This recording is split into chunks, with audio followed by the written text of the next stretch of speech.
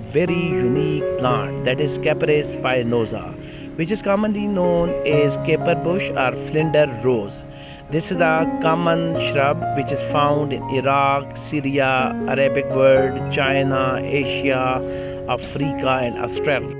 Capparis spinosa is commonly known as kavir in traditional languages in India, Pakistan, Bangladesh, and Sri Lanka.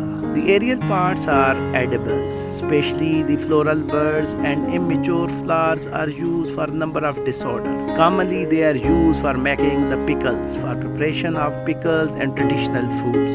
Here I am going to share an indigenous recipe of floral buds or immature flowers that are prepared for the treatment of typhoid and malaria among the rural communities of mountainous regions of Asia.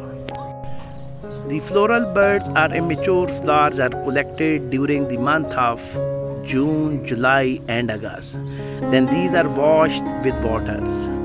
They are preserved in water for 2 to 3 weeks. After 2 to 3 weeks, the extracted water is filtered, and this extracted filtered water, that is the fresh extract of the immature floral buds, are used for the treatment of typhoid.